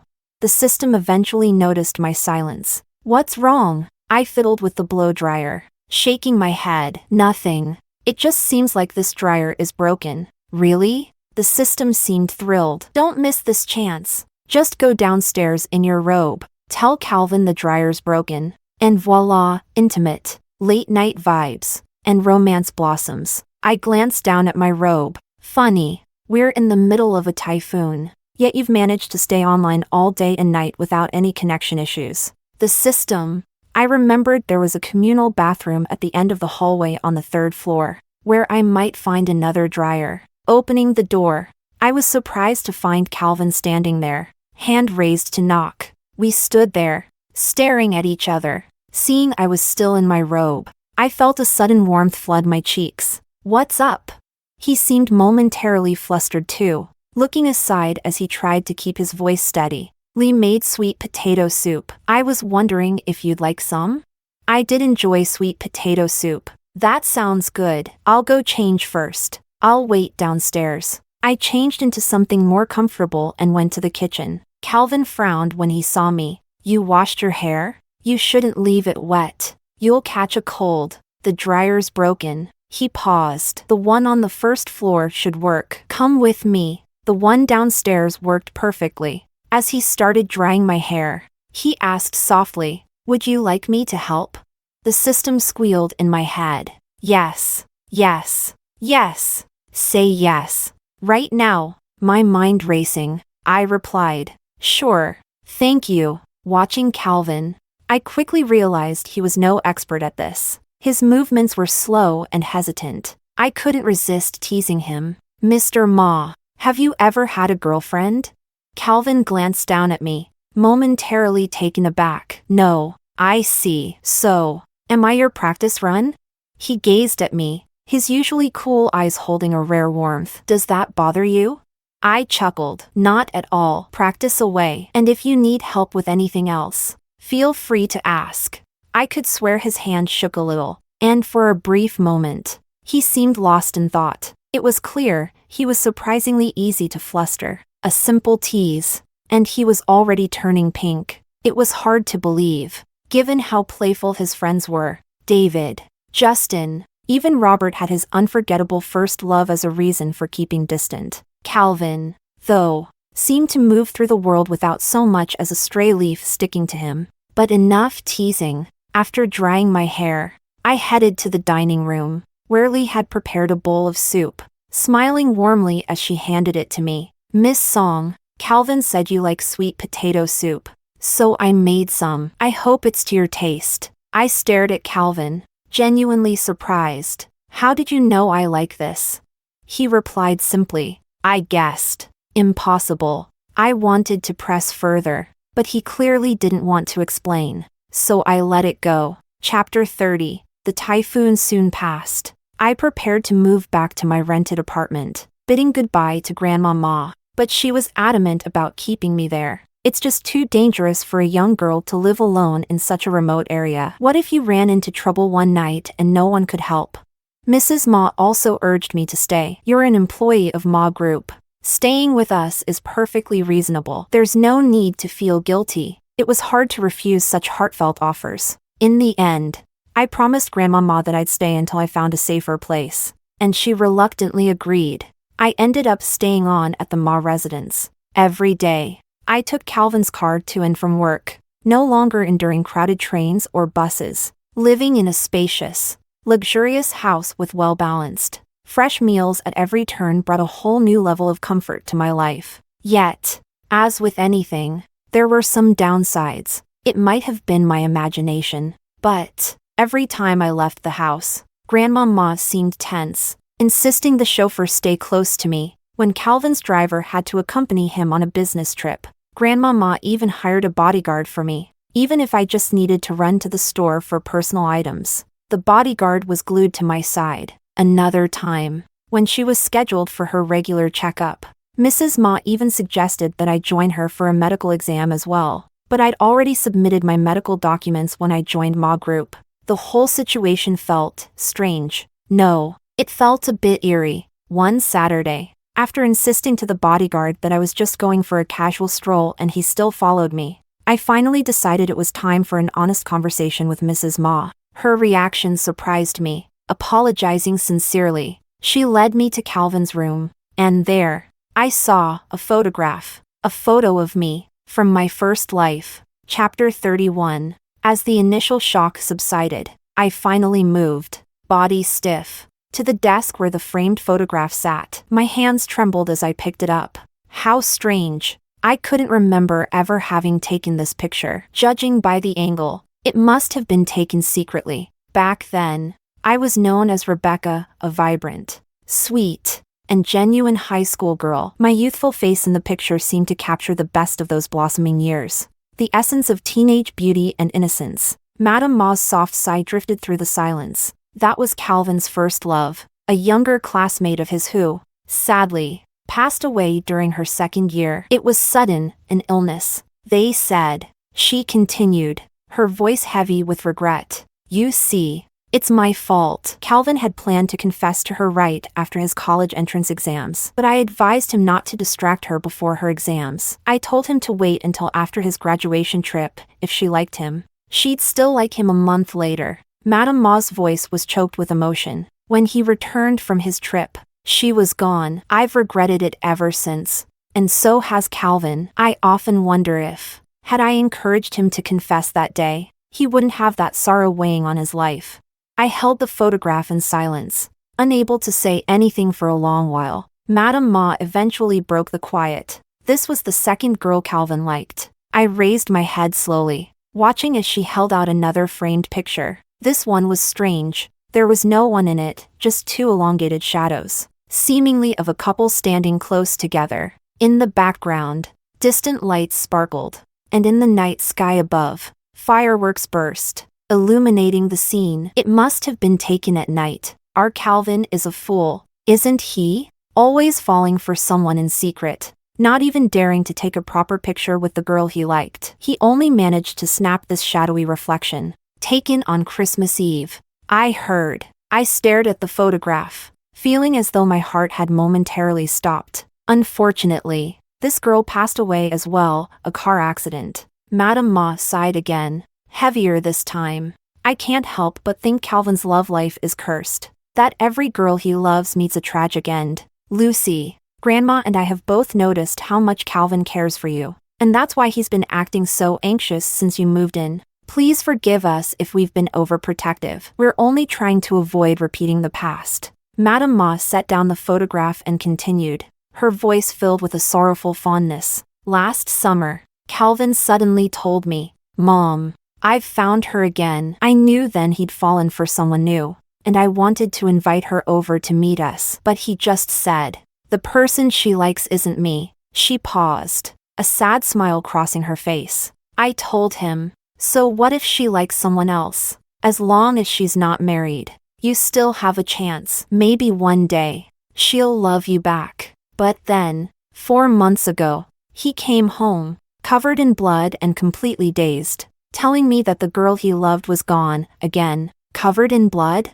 I looked up, memories flashing through my mind. In my previous life, I'd been run over by a heavy truck in a bustling street. My body shattered beyond recognition. As my consciousness faded, I'd seen someone stumbling over to me, cradling my broken form. Through the blinding pain, I'd murmured, "It hurts. I don't want to go on. I don't want to do this anymore." And then, in a voice choked with grief, I'd heard him say, trembling, "In the next life, please, come for me. Look for me. I beg you." So this was the truth. This was the answer I'd been missing. Chapter 32. Back in my room, I sat quietly for a long time. The system finally broke the silence, its voice hoarse with emotion. No wonder there's an additional option in this life's mission targets. The main system must have been affected. Congratulations, host. This mission is essentially complete, barring any surprises. That 10 billion reward is as good as yours. Clearly, it had overheard my conversation with Madame Ma, yet hearing that I wouldn't have to die again, and that the 10 billion reward that once seemed impossible was finally within reach, left me surprisingly calm. There wasn't a flicker of joy or relief, or maybe that wasn't quite right. Right now, I had only one thought. I needed to see Calvin, but he'd left 2 days ago for a financial summit in Nanhai, and who knew when he'd be back. I paced around my room, feeling as if the ache of longing was growing wild in my chest. I couldn't wait a second longer. Grabbing my phone, I called his secretary to get the address, then packed my bag and booked a flight. At 8 p.m., I landed in Nanhai and headed straight to his hotel. In the lobby, I was about to call Calvin when a familiar face stepped out of the elevator. Oh, no, Robert was here too. I averted my eyes, hoping to avoid him, but he clearly had other plans. Robert strolled over, an amused, almost arrogant smile on his lips. "Chasing me all the way out here, are you? You never give up, do you?" I looked at him coldly. In my first, second, even third lives, I genuinely loved him. The system had been wrong about one thing. I'd been the one who'd fallen in love at first sight with my mission target. From the moment I saw Robert in our sophomore year, I'd been captivated. I'd done everything I could to get close to him, to warm his heart, hoping to melt the ice inside him. But I'd learned the hard way that playing the simp wouldn't win his love. My feelings for him had died with the failures of those first 3 lives. And after that, my pursuit was purely about survival and securing that 10 billion reward. Is there something you need? I asked, voice icy. Robert's expression darkened. Rebecca, did you think I wouldn't recognize you? I made myself clear last time, don't come back. Did you just ignore everything I said? Since he'd already figured it out, I didn't bother pretending. As I pressed the elevator button, I replied curtly, I understand. A smirk curled his lips. So it really is you. What was wrong with him? It seemed the elevator was taking its time, probably due to the high demand at this hour. Rebecca, one last time, Laura and I are getting engaged soon. I'd hope you have enough self-respect to stop following me. I finally lost my patience. Grabbing my suitcase, I turned to head for the stairs, muttering, congratulations. But he grabbed my wrist, fury flashing in his eyes. Can't you take a hint? Do you think chasing Calvin will make me jealous? Dream on. Slap. I raised my hand and slapped him hard across the face. Robert froze, stunned, hand to his cheek as if he couldn't believe what had just happened. I suppose it made sense. After all, I'd been chasing him across 5 lifetimes, too scared to ever stand up to him. Rebecca, are you insane? He grabbed my arm, his face taut with anger. Luciana. I turned, finding Calvin approaching us with quick, steady steps. His gaze swept over Robert, eyes cold, before he turned to me. What's going on? I shook off Robert's hand and replied, nothing. Calvin's gaze dropped to my suitcase, and without another word, he took it from me. Let's go upstairs, he said. Okay. Chapter 33. Calvin had booked a suite. Good. Maybe I could crash here for the night. Just in the taxi.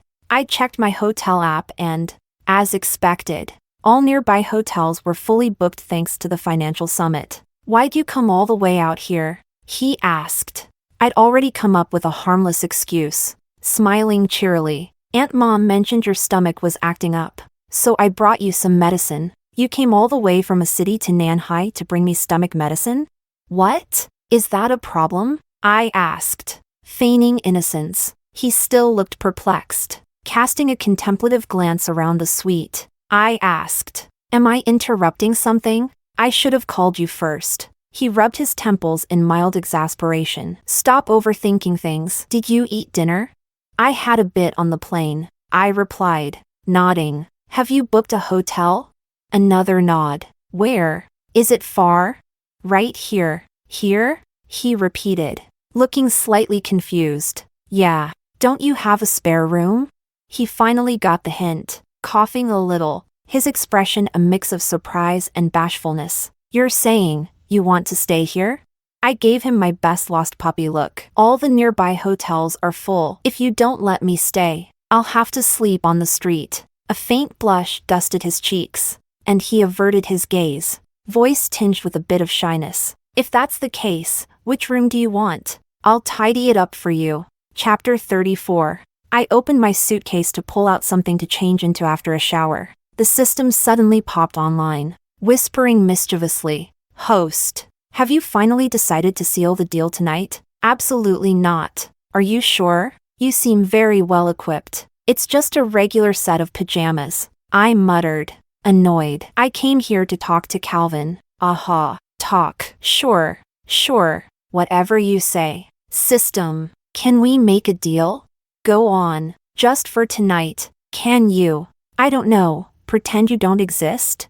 It chuckled slyly. Got it. I'll be as silent as the grave. Have fun. After my shower, I stepped out of the guest room to find Calvin on a call by the floor-to-ceiling windows, talking in a low voice about things I didn't understand, business terms. Mostly, he'd changed from his suit into a simple white t-shirt and gray pants. I wasn't sure if he'd already showered, but I couldn't help feeling my heart flutter as I glanced at his profile. He noticed me in the living room and quickly wrapped up his call. Were you going out? He asked. I tilted my head, confused. No. Why? He studied me, his expression soft and skeptical. Why would I be going out? I asked, genuinely puzzled. You're not meeting up with Robert? I raised an eyebrow. So he thought I'd come all the way here just to find Robert? He's your friend, not mine. I replied, voice calm. Why would I look for him? Calvin fell silent, his eyes slightly shadowed. I sighed. Calvin, we need to talk. He looked up, his gaze intense, chest rising and falling quickly. What did you just call me? Calvin, or would you rather I called you Mr. Ma? He hesitated, studying me with an uncertain look. After a pause, he walked over and sat down on the sofa beside me, attempting to keep his voice steady. What do you want to talk about? I had planned to ask when he'd first recognized me, but something told me I already knew the answer. At that moment, my phone rang. The number wasn't saved, but I recognized it immediately. Robert. Of course. How had he even gotten my number? I went to decline the call, but Calvin intervened, his tone tense. Don't answer. I paused, half tempted to press him. Why not? I said don't answer. He sounded annoyed, reaching over to end the call and even turning off my phone, suppressing a smile. I couldn't resist teasing him. Maybe he has something important to say. Maybe I should go see what he wants.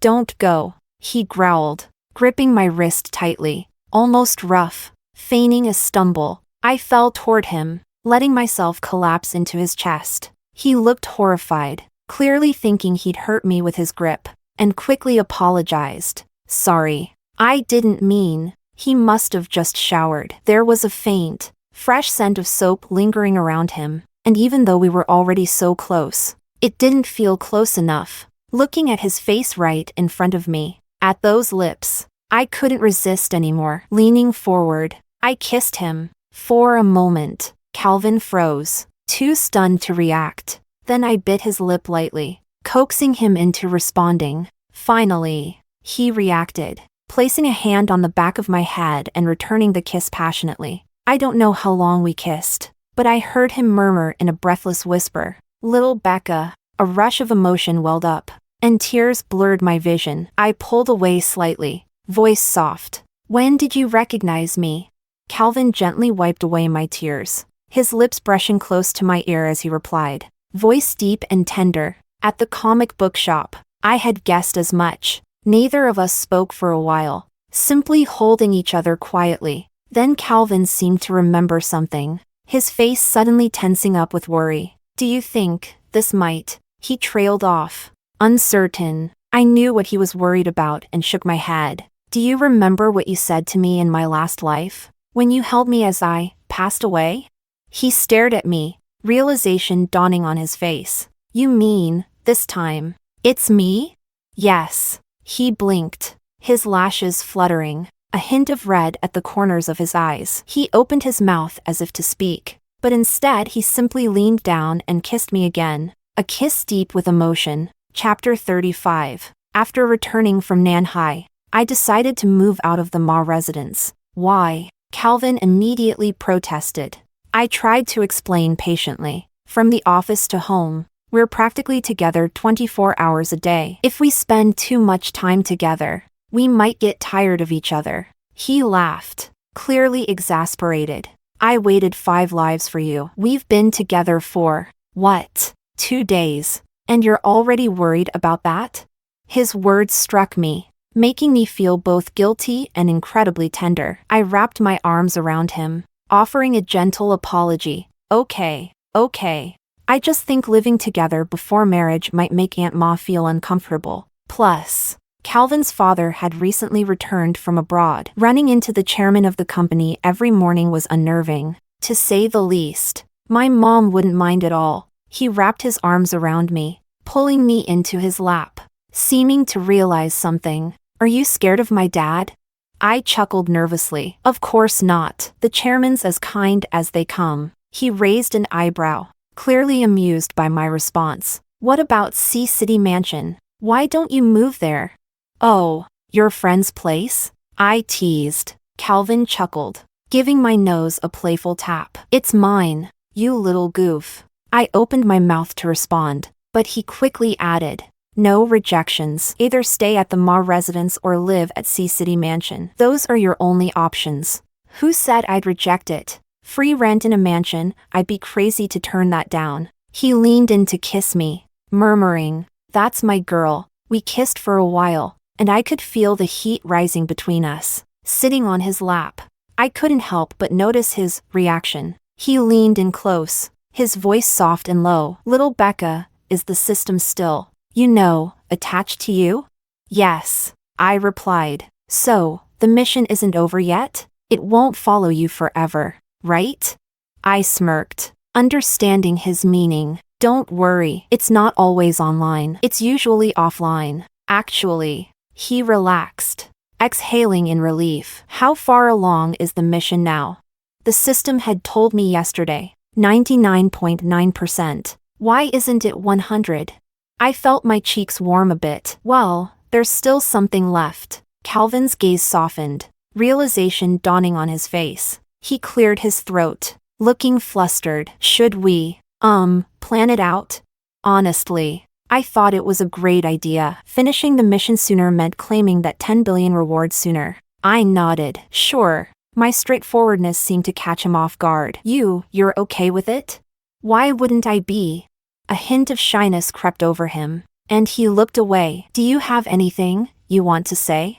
I thought for a moment, then said seriously, "Stay fit. I have high expectations." Calvin's face turned bright red in an instant. Chapter 36. When I told Grandmama and Aunt Ma that I'd be moving into Calvin's place in Sea City, they both approved wholeheartedly, even suggesting they arrange for a few housekeepers. "Oh, no need, Grandma," I replied quickly. "I'll just get a part-time cleaner if necessary." Aunt Ma gently backed me up. "Mom, young people these days like their own space. Let them do as they please." Grandma Ma laughed warmly, giving in. Fine, but whenever you're in the mood for a home-cooked meal, just call. I'll have Butler Lee prepare something and send it over." Sea City Mansion wasn't as grand as the Ma family estate, but it was modern, well-equipped, and move-in ready. Calvin moved in right after me, and he suddenly became very dedicated to working out every evening. He'd head to the basement gym to lift weights. I couldn't help but laugh at his sudden enthusiasm. On Friday night, he'd arranged for a romantic candlelight dinner, even hiring someone to set up a cozy atmosphere in the master bedroom. We both knew what was coming, and everything was in place. The dinner? Barely touched. Soon enough, we headed upstairs, brushed our teeth, and just let things flow naturally. The night settled in, the lights dimmed, and I curled up under the blanket, feeling a mix of nerves and anticipation. But just as things were heating up, Calvin suddenly froze, a look of hesitation and self-reproach flickering across his face. "What's wrong?" I asked, peeking up at him. He looked like he was mentally kicking himself. "Baby, I might have forgotten to buy something," with my bra already off. I was utterly exasperated. I yanked the blanket over my head, too embarrassed to even look at him. Calvin was quick to apologize. "I'm so sorry, baby. I swear it wasn't on purpose. Should I order express delivery?" My voice muffled under the blanket. I grumbled. "Forget it." Panic flashed across his face as he worked to calm me down. "You're mad, aren't you, baby? I promise it was an honest mistake. Don't be upset, okay?" He peppered kisses down my cheek, his touch growing softer and more intent. After a while, he lifted his head from under the covers, only to find me lying there, eyes watery with laughter and affection. "Are we ready?" he asked, his breath warm against my ear. Instead of answering, I gently pressed my hand against his lips and whispered, "Not so close. Can't do that," he murmured, kissing my hand with a voice that sent shivers through me. "I love seeing that look on your face." Chapter 37. The day the system finally left me was a bright, clear one. As I looked at my account, with the one and its endless zeros trailing after it, I almost forgot how to count. Congratulations, host. You're officially an ordinary person now. Be happy, okay?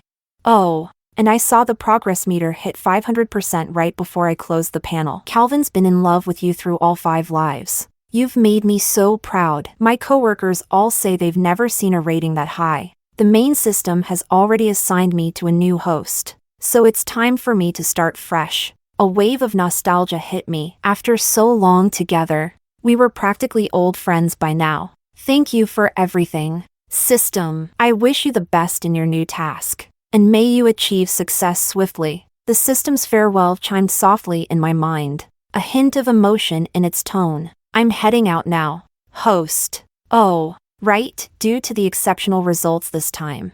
I requested something special for you and Calvin from the main system, a bond that will connect you two for 5 lifetimes. They approved it." Chapter 38. Calvin brought me to David's birthday party and, in front of everyone, introduced me with great ceremony. The night was going well until Robert entered the private room and saw Calvin and me sitting close, hand in hand. He immediately lost it, storming over to throw a punch that connected with Calvin's face. Chaos erupted. Calvin didn't hold back, knocking Robert to the floor, landing punch after punch. Everyone jumped in, pulling them apart. Robert's eyes blazed, his expression wild with rage. "Calvin, are you insane? Going after your best friend's girl? Do you even know who she is?" Calvin just glanced at him, clearly done with the party and uninterested in lingering any longer. He walked over and took my hand. "Come on, baby. Let's go." I let him lead me, playing the picture of obedience. Behind us, Robert seethed, shouting, "Calvin, if you walk out that door, we're done, no more friendship, ever." Calvin cast a cold look back at him, smirking. "Well, I should definitely go. Then, truth is, I stopped wanting to be your friend about a century ago." As we stepped out of the club, I heard Robert's anguished voice behind me. "Rebecca." He blocked my way, face contorted in pain, eyes brimming with a mix of bitterness and longing. "You're just going to leave? Aren't you afraid of dying again?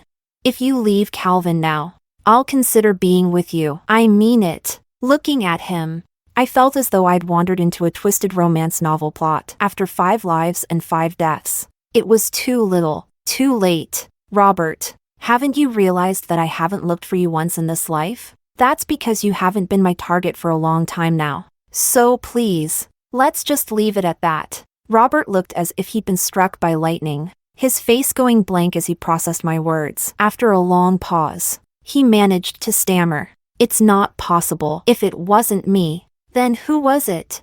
His gaze slowly shifted to Calvin, realization dawning in his eyes. Calvin's expression remained cool, and he tightened his grip on my hand. But Robert grabbed me, his grip trembling, his voice hoarse. "Rebecca, say it to my face. Tell me that through all 5 lifetimes, you were only close to me because of a mission, that you never had feelings for me." A chuckle slipped out before I could stop it. "Oh, I have no problem saying that. It's the truth. You know what you remind me of? A rock at the bottom of a dirty well. Hard, smelly, impossible to break. If it hadn't been for the reward, I'd never have bothered with you for so long. Thank goodness I'm finally free of you in this life. So do us both a favor and stop with this lovelorn act. You're making me nauseous." Calvin looked at me with bright eyes, his smile growing. Then he turned to Robert and said, right in front of him, "Baby, you're amazing at telling people off."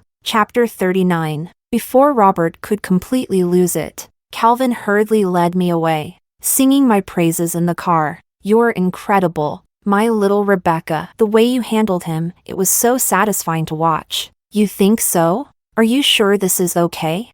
"What do you mean?" "Well, you two go way back." He shook his head. "If it weren't for you, I'd have cut him off long ago." I couldn't help asking, "When did you first figure out who I was?"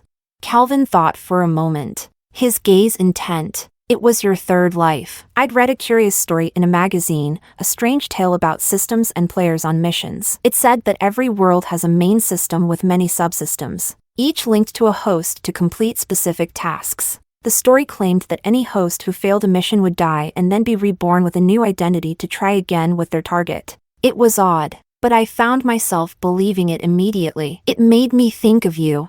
I remembered your sudden death in the first life. Then the chance encounter in the bookstore. Every time, I felt an unexplainable familiarity. At first, it was just a suspicion, but eventually, I began watching you more closely, even following you." I blinked, surprised by the extent of his efforts. "You observed me? Followed me?" He nodded. a small smile on his lips. There was one night you got drunk and spent an hour at a street stall venting your frustrations. I carried you back to your apartment. And you kept mumbling about never wanting to be a mission player again and someone else can take the bonus. That was when I was finally sure of your identity. I vaguely recalled getting drunk once in my third life, running into Calvin, but the rest was fuzzy. I guess that explains it. A little embarrassed, I shifted in my seat as we drove back to our new home. As we arrived, I remembered David mentioning earlier that Calvin's birthday was 10 days after his. So, your birthday's coming up soon? He raised an eyebrow, playfully tugging a strand of my hair. Anything you give me, I'll love. Come on, be specific. Tell me something you really want, no matter the cost. After all, I was wealthy now. Baby, did you strike it rich or something? I laughed. Of course. I got my bonus, didn't I? He perked up, curious. Bonus? How much? Oops, didn't mean to bring that up. I hesitated, finally throwing out a number that felt safe. 100 million. Calvin sighed deeply, then reached into his wallet, pulling out a sleek black card and placing it in my hand. Rebecca, I want you to have this. I blinked, taken aback. Why are you giving this to me? He gently brushed a hand over my hair, his expression a little sad. Just thinking about all you went through, dying again and again for what amounts to pocket change. It doesn't sit right with me. From now on, anything you need, use your future husband's card. I felt a warmth rise in my chest. That's not what I'd been expecting. I'd been so set on surprising him with a gift. How much is on the card, anyway? He thought about it. 10 times your bonus, maybe? Oh, wow. So my future husband was also wildly wealthy. Calvin's expression grew serious as he held me close, gazing down at me. I'm sorry, Rebecca, he murmured, voice filled with tenderness. I leaned in, whispering back, why are you apologizing? If I'd confessed earlier, maybe given you $1 billion back then, maybe you wouldn't have had to go through all that. Silly. It hadn't been for nothing, because I'd waited for you all this time. Chapter 40. Robert found himself in a car accident the day he heard about Rebecca and Calvin's engagement. He had been driving home when his phone buzzed with a barrage of notifications in their group chat, filled with congratulations, shocked comments, and questions. Robert clicked on a message, and it took him only a second to grasp why the chat was buzzing with excitement. Hearing the news sent his world spinning. 5 lives. Rebecca had been the girl who stayed by his side, the girl who only had eyes for him, clinging to his every word. Others envied his charm, his magnetic hold on her. Yes, Rebecca was a player, a woman whose purpose was to win his heart through her missions. But her allure was undeniable. She was always his type. In every life, she was the very image of his ideal, sweet and endearing, bold and captivating, vulnerable and delicate, ethereal and elegant. Fifth life, though, she was simply breathtaking, a classic 90s beauty, like a muse from the golden days of Hong Kong cinema. Just a dash of lipstick, and she outshined every actress in the industry today. They had shared such intimate nights together, and he had come so close to accepting her, so close to telling her she was the one he'd stay with. But he'd fought off the impulse, clinging to his reasoning. She was just a mission player. Yes. A creature, and he held this creature's fate in the palm of his hand, knowing she would always be at his feet, looking up to him with eyes only for him. No other man could ever draw her gaze. On the mountain that night, he'd nearly considered her confession seriously, but then he'd seen her turn and laugh with another man. Just a simple, friendly smile. Rage had flared within him. Didn't she know what her smile could do to a man? That guy would be replaying that smile in his head all night, doing who knows what with that memory. Didn't she understand what self-respect meant? So, when Rebecca confessed, he rejected her. He let her have it. Rebecca, stop trying. I'll never want you. Even if you came back from the dead, you'd be nothing to me. He thought his coldness would keep her in check, that she'd stop looking at anyone else. And if she failed her mission, so what? 2 months at most, and she'd come running back like an obedient dog. And 3 days later, he heard she'd been killed in a car accident. He felt a brief pang at the news, death by truck, that must have been excruciatingly painful. Then he recalled that memory of her laugh, her face glowing as she smiled at another man. She'd brought it on herself. He figured she'd return, ready to please him again. Maybe this time, he'd let her get closer, but she hadn't. Instead, she was marrying someone else. Calvin. It didn't make sense. She was supposed to be his. How did it end up like this? A burning fury surged through him, and he punched his car horn, grinding his foot into the gas pedal. As he rounded a corner, a blinding light flooded his vision. There was a deafening crash, and everything went black. When Robert opened his eyes, he wasn't Robert anymore. Now, he was someone named Makoto. What was going on? Staring at his reflection in a mirror, fear prickled through him as he realized it was a face he didn't recognize. He heard a low crackling sound, like an old TV with bad reception, echoing in his head. After a sharp, pulsing pain, a metallic voice spoke. Congratulations. Host 238. System binding successful. Target A. Laura B. Luciana. Robert's heart raced as the pieces fell into place. He had become a mission player. 2. Luciana. Rebecca's name in her sixth life. A thrill jolted through him. Without a moment's hesitation, he selected Luciana. He'd do it. This time, he would be the one pursuing her. Chapter 41. System 238 was beyond frustrated. It had tried to persuade this idiot host to change his target so many times. It had lost count, but the host was stubborn. They were now 15 lives in. 15 deaths. If this wasn't some extreme form of self-harm, System 238 didn't know what was. Drowning, car crashes, poisoning. He tried nearly every way to die. Yet with every rebirth, he unflinchingly chose the same target. Luciana. Yes. Luciana, the socialite and heiress of the Ma family. A woman happily married to the dashing and wealthy Calvin. System 238 didn't understand what kind of delusion its host lived in, thinking he could win over someone else's wife. Host. Please consider changing your target. I consulted the main system. Luciana and Calvin are bound by a 5-life destiny. That means in this life, and the next, and the one after that, they'll be together. They're fated to be a couple. If you keep targeting her, you'll end up dying hundreds, maybe even thousands of times. This isn't a joke. Host 238 froze. 5 lifetimes?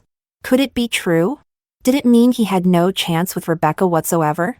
No, he refused to believe it. Destiny. Fate, what a joke. He would tear them apart. Just as Calvin had torn her away from him, the target selection screen popped up. A. Laura B. Luciana. Without hesitation, he selected B. A second later, System 238 let out a strangled scream. Are you insane? If you want to lose your mind, don't drag me down with you.